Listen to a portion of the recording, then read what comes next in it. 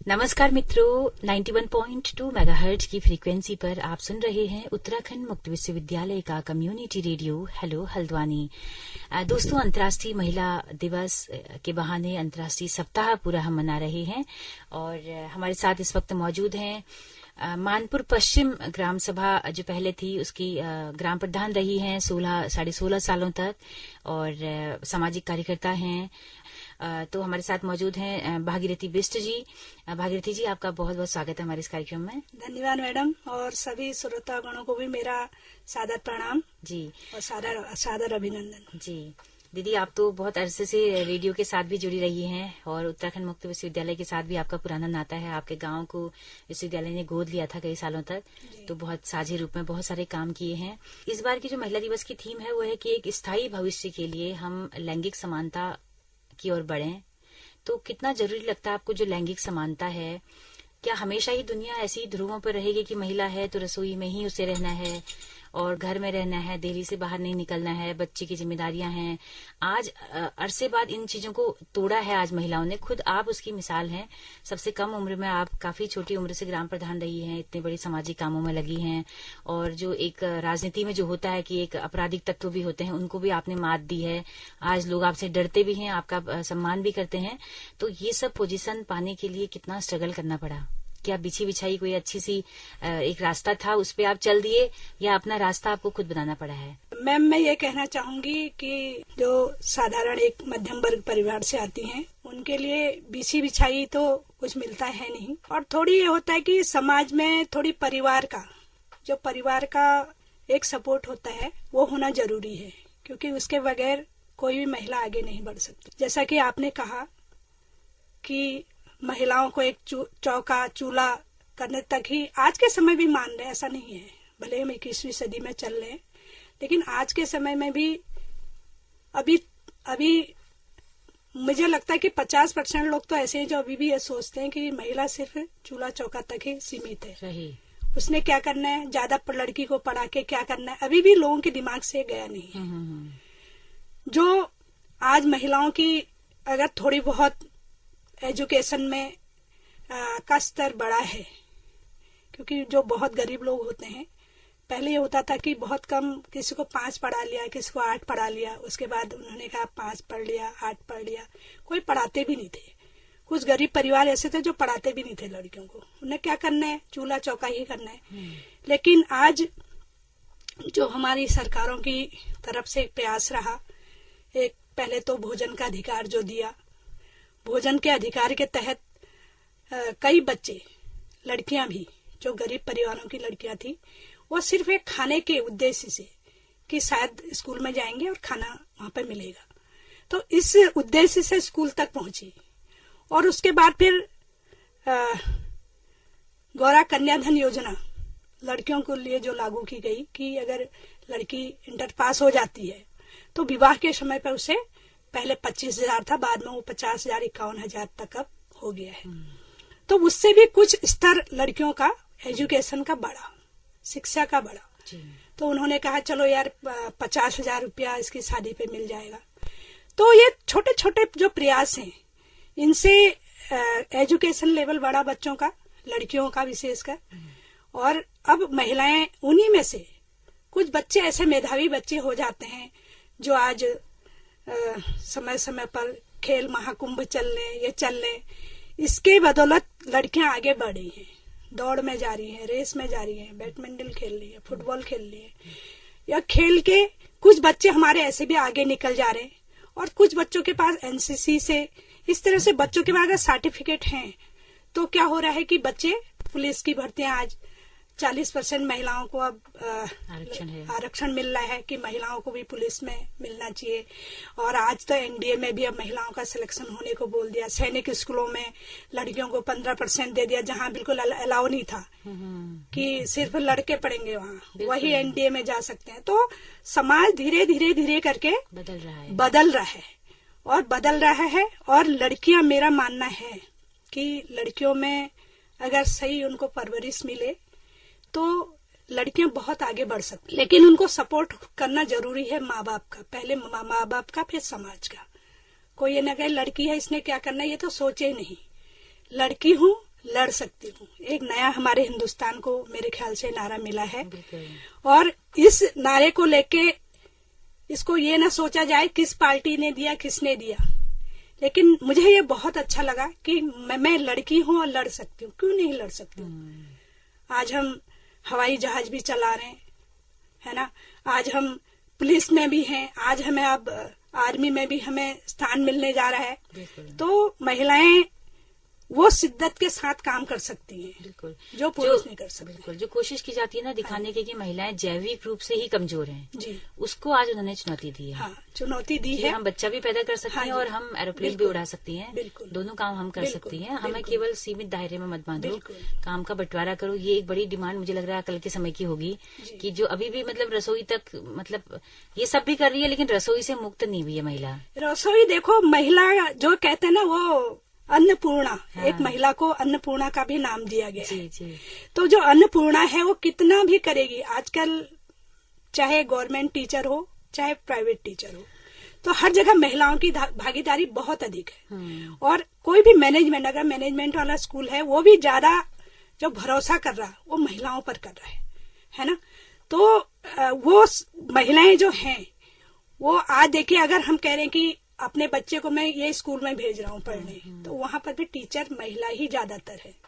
तो महिला वही महिला उसको आगे रास्ता दिखा रही है। इसलिए कभी महिला को कमजोर समझना नहीं चाहिए, और वो उनकी एक हार्दिक इच्छा रहती है कि मैं अपने परिवार को अच्छा अच्छा भोजन कराऊं, अच्छा अच्छा खिलाऊं। थक के भी आई है तो उसको अपने परिवार को देके उसके अंदर एक ऐसी आत्मीयता होती है, अपने परिवार के लिए इतना प्यार होता है कि वो अपनी पूरी थकान को, पूरी काम को, सब कुछ भूल के वो सोचती है कि मैं अपनी फैमिली के लिए सब कुछ करूं।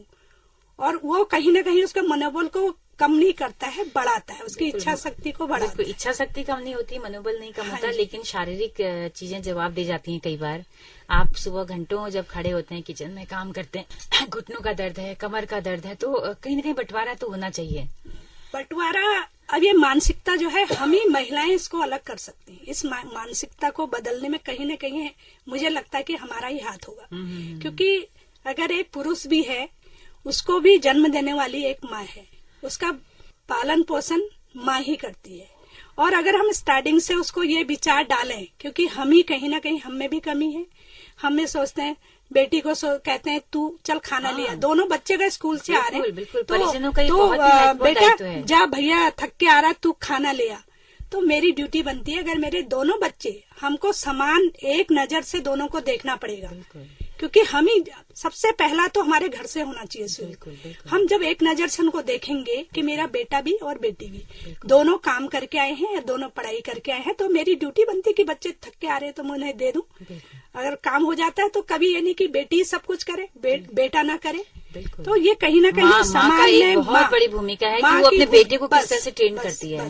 और अगर उस बच्चे को हम अपने, उस बच्चे के दिमाग में, उसके मन में, उसकी भावनाओं में, उसके संस्कारों में सब कुछ हम उसको देते हैं, तो कल को उसकी फैमिली होगी, उसकी भी शादी होगी, उसके बच्चे होंगे, तो कहीं ना कहीं जो आज आपने कहा कि महिला अकेले खड़े रहती है रसोई में, तो उसके उस फील्ड में अपना आप ही कहेगा कि यार मेरी वाइफ, क्योंकि आज आर्थिक स्तर पर भी मजबूत महिलाएं कर रही हैं, हर महिला काम कर रही है, चाहे कोई तन मन धन तीनों से सेवाएं कर रही है, सब कुछ कर रही है। अगर कोई गरीब में, इवन मैं आज देख रही हूँ कि जो बिल्कुल मजदूरी करते हैं, उनकी औरतें भी मजदूरी कर रही है, उनकी औरतें भी पूरी मजदूरी कर रही है, और वो भी अपने कहीं ना कहीं अपने परिवार को सशक्त कर रही है आर्थिक रूप से। बिल्कुल। तो महिलाएं तो कहीं कम है ही नहीं, सिर्फ नजरिए का फर्क है कि हम उसको किस नजर से देख रहे हैं। बिल्कुल। हाँ। तो दीदी महिलाएं तो कम नहीं होती हैं, मतलब बिना महिलाओं के तो हम कल्पना ही नहीं कर सकते दुनिया की। अभी आज ही हमने एक लेक्चर लगाया था कि आयरलैंड जो जगह है, आइसलैंड जो है, वहां पर बिना आरक्षण के महिलाएं 50% संसद में हैं। तो वहां पर महिलाओं ने जो कितना लंबा संघर्ष किया होगा, सोचिए कि वहां पर बिना आरक्षण के 50% संसद में संख्या है, और हमारे वहां भी 33% करने को लेकर ही इतना जो है बवाल मचा हुआ है, वही अधिकार नहीं मिल रहे हैं। अभी चुनाव में देखिए आप कितना कम महिलाओं को मिला हुआ है परिणाम। तो जो बड़ी राजनीतिक पार्टियां हैं वो भी महिलाओं पर भरोसा नहीं कर रही हैं, मतलब उनको भी मतलब पुरुष ही चाहिए फिर किसी न किसी सीट पर। कैसा अनुभव है आपका? मेरा अनुभव बिल्कुल आप सही कह रही हैं। तो मुझे जो लगता है और सशक्त होने की सीढ़ी ही राजनीति है। राजनीति सशक्त होने की सीढ़ी है, बट मैंने जो देखा है तो अभी मैं ये देख रही हूँ कि कोई भी पुरुष या कोई भी अध्यादेश या कोई भी वो हमारी महिलाओं के पक्ष में होने वाला नहीं है। तो हम ही महिलाओं को ऐसा कुछ करना पड़ेगा। जैसा कि आपने कहा, अभी इलेक्शन, रिसेंट में भी इलेक्शन हुआ है और इसमें हम उत्तराखंड को ही लेके चले, बाहर क्यों जाएं। यूपी में तो चलिए कांग्रेस ने दे दिया 40% महिलाओं को, बट हम उत्तराखंड की बात करें तो कोई भी पार्टी, मैं ये नहीं कह रही हूँ कि कांग्रेस या बीजेपी, किसी भी पार्टी ने महिलाओं को कुछ भी नहीं समझा है। मतलब महिलाएं उनकी नजरों में कुछ है ही नहीं, क्योंकि महिलाओं को आपने 10% भी आरक्षण नहीं दिया है। आप कम से कम 33 न दें, 20% देते, 25% देते, तो ऐसी महिलाओं की भागीदारी राजनीति में भी जरूरी है। क्योंकि मैंने जो देखा है, अब आज पंचायतें हमारे सामने इतना अच्छा एग्जाम्पल है। पंचायतें हैं, पंचायतों में आप ये देखना, जो महिला बिल्कुल सशक्त है, बिल्कुल जो काम कर रही है, वो हर पुरुष, कहीं पुरुष वाली पंचायत देख लीजिए और महिला वाली देख लीजिए, वहाँ पर उस पंचायत से बेस्ट काम महिला वाली पंचायत में। बशर्ते है उसको रोकने वाला आदमी नहीं होना चाहिए। उसका आदमी ये ना कहे कि तू रोटी बना और मैं देख रहा हूँ बाहर का काम, हिस्से की मुहर में लगा। हाँ, तेरे हिस्से की मुहर। तो ये कहीं ना कहीं हमें समाज में, अगर हम ये अपेक्षा करें कि हमें पुरुष देंगे, तो कुछ भी देने वाले नहीं है। महिलाओं को छीन के लेना पड़ेगा। महिलाओं को कमजोर माना गया है, पॉलिटिक्स में भी, राजनीति में भी। आप देखिए, क्योंकि कोई भी पार्टी है, वो अगर सीटों का उनका डिवाइडेशन हो रहा है, तो पुरुषों को, अब हर पार्टी ये नहीं कह सकती मैं 100% हम सीट जीत रहे। तो आप पुरुषों पर अगर दाव खेल सकते हो, महिलाओं पर क्यों नहीं खेल सकते? तो महिलाओं को कहीं ना कहीं पुरुषों का एक भय है, पुरुषों के मन में एक भय है कि अगर ये महिलाएं आगे आ जाएंगी, तो मुझे लगता है कि अगर महिलाएं आगे आएंगी, हर चीज में काम अच्छा होगा। किसी भी फील्ड में आप महिलाएं पॉलिटिक्स में आ जाएंगी तो बहुत कुछ इसका वो मिलेगा, परिणाम मिलेगा। और पंचायतों में महिलाएं, अगर कोई महिला पदाधिकारी है, प्रधान है, वीडीसी है, जिला पंचायत हमारी अध्यक्ष हैं या ब्लॉक प्रमुख है, उसके सामने हर महिला जा सकती है, अपने काम के लिए बोल सकती है और उसके परिणाम अच्छे ही अच्छे होते हैं। और ये हमें छीनना पड़ेगा महिलाओं को, और बिना छीले कुछ नहीं होने वाला है।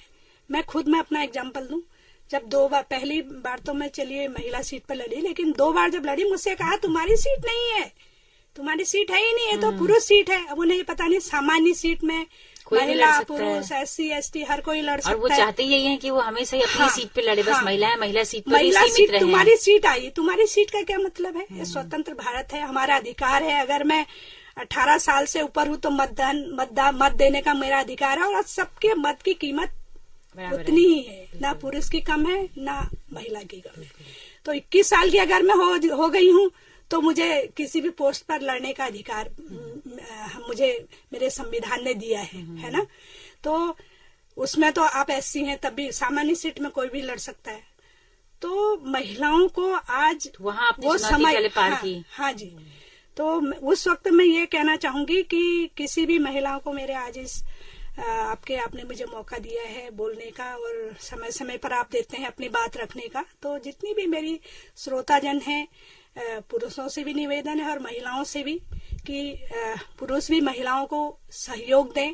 भाई, एक महिला आपके पास आई है, सब कुछ समर्पित करके आपके साथ अगर वो सपोर्ट कर रही है, तो आपको भी करना चाहिए उसका, है ना।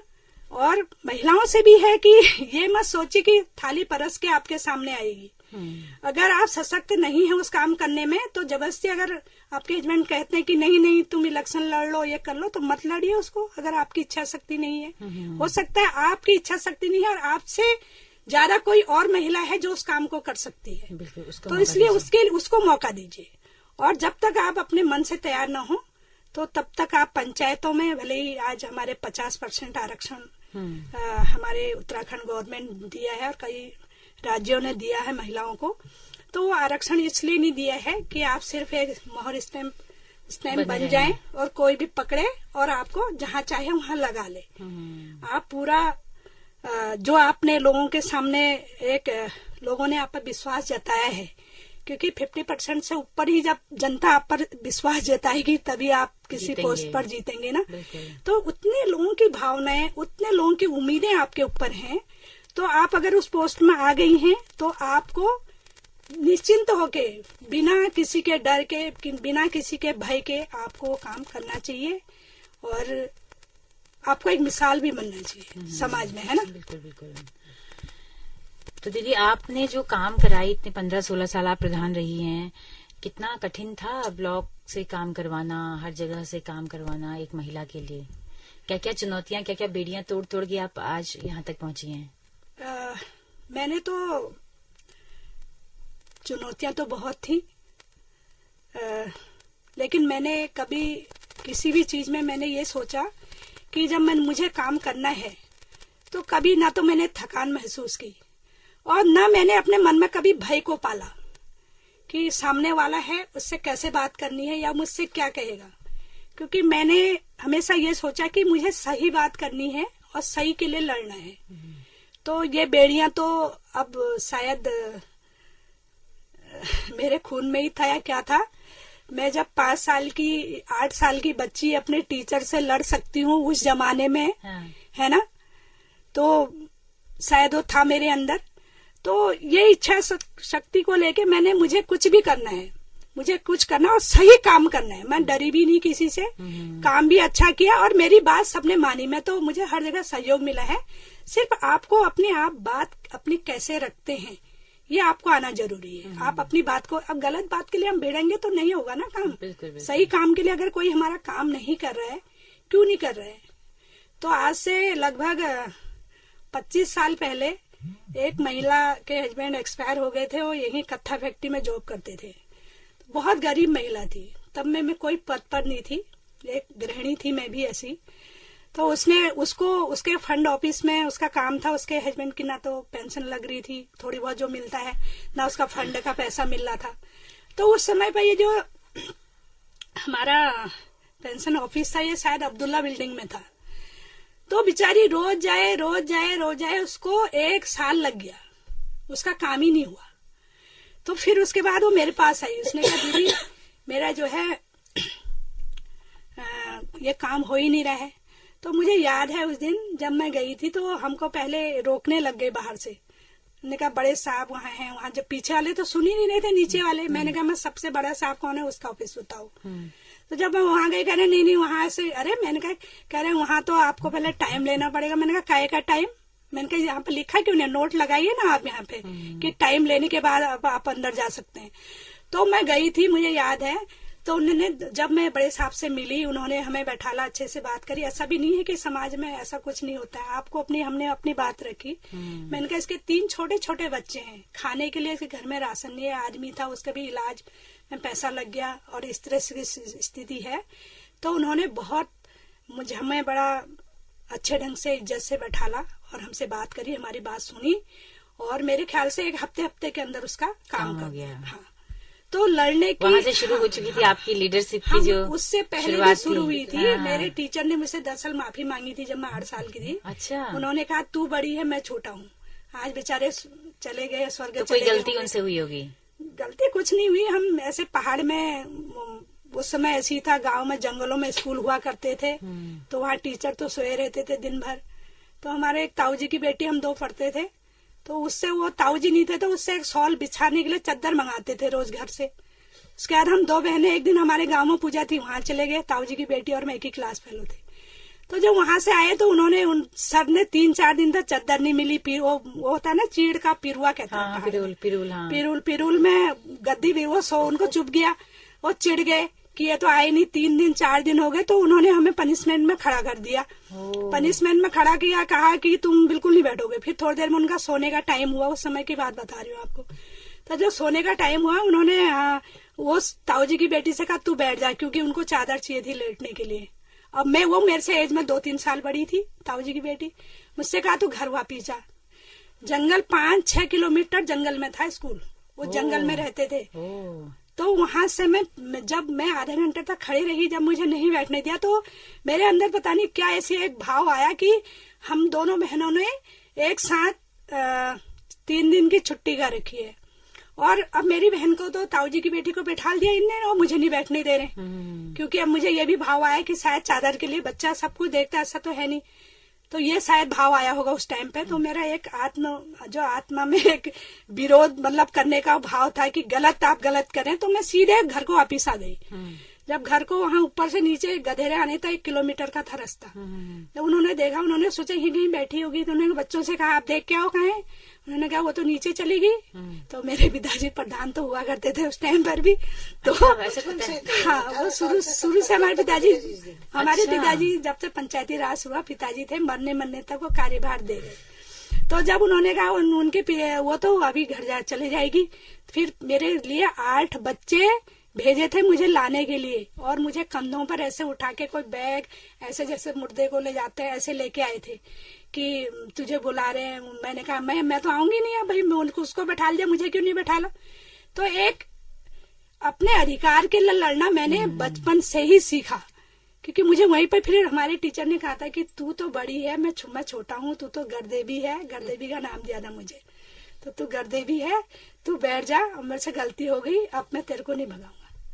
तो ये भावना, हाँ, तो गलत। और वो घटना आपको बहुत ऊर्जा देती होगी कि देखो मैंने ऐसे शुरुआत की करके। वो अभी भी है मेरे अंदर, वो अभी भी है। हाँ। तो दीदी, जैसे राजनीति में जब महिलाएं आती हैं तो कई बार बदनाम करने की कोशिशें होती हैं। आपको लगता है कि महिलाओं को खुद भी बहुत सशक्त और बहुत संयमित होकर इस फील्ड में आना है, ताकि हमारी आने वाली पीढ़ी के लिए एक अच्छा रास्ता बने कि हाँ उनको भी आना है इस फील्ड में? मैं ये कहना चाहूंगी कि हम जो महिलाएं हैं उनसे भी मेरा सभी महिलाओं से अनुरोध है कि हमें खुद अपने को इतना सशक्त बनाना होगा कि आपको कोई गलत नजर से देखने से डरे, सोचे कि इसको कैसे देखना है, वो हमारे अपने हाथ में है। और जिस दिन हम अपने को इतना सशक्त बना लेंगे तो उस दिन मुझे लगता नहीं है कि फिर कोई पॉलिटिक्स में कहते हैं अभी कि गलत तरीके से बढ़ रहे हैं, ये बढ़ रहे हैं, कुछ करते भी हैं, ऐसा नहीं है, होता भी है ऐसा। और लेकिन अपनी आत्मा को बेच के आगे बढ़ना मेरे ख्याल से ठीक नहीं है ना। हमारे अंदर तो इतनी शक्ति है ना। देवी का एक रूप तो महिला है, कई रूपों से हमको लक्ष्मी के रूप से जाना जाता है, सरस्वती के रूप से जाना जाता है, अन्नपूर्णा के रूप से हमको जाना जाता है, काली के रूप से हमें जाना जाता है। वो भी तो एक महिला थी ना। गौरा हमारी जो पार्वती है एक महिला, एक गृहिणी तो थी वो। तो जब ऐसा समय आया कि वो काली बन गई, कैसे कैसे दानवों का, कैसे जिनको कोई देव नहीं मार पाए, उसको उस महिला ने खत्म कर दिया, है ना। वही परिस्थितियों की उपज ने उसको सब कुछ बनाया, परिस्थितियों ने बनाया। और परिस्थिति में कभी समझौता मत करिए, चाहे कैसी परिस्थिति आ जाए, गलत समझौता मत करिए। बिल्कुल। आप सही चलते रहेंगे तो आपका कोई कुछ नहीं बिगाड़ सकता है। और एक दिन ऐसा आएगा कि आपके लिए कोई कुछ गलत कह ही नहीं सकता। अब हमसे कौन गलत कह देगा? कोई हमसे कोई गलत तो कह नहीं सकता ना। सोचेगा यार वो आ रही है, उससे कैसे बात करना है। बड़े भी दीदी कह देते हैं, छोटे तो दीदी कहते हैं। तो हमने अपना हाथ बनाया है। क्या बात है। और इतनी जरूरत भी नहीं है कि आप गलत काम करके ही बढ़े। बिल्कुल, कोई जरूरी नहीं है आप गलत काम करके बढ़े। ये तो इक्के दुक्के लोग करते हैं। हमको उनका अनुसरण क्यों करना है? हमने उनका करना है ना जो अपनी ताकत के बल पे आगे बढ़ते हैं, अपनी ईमानदारी के बल पे आगे बढ़ते हैं, है ना। बिल्कुल बिल्कुल।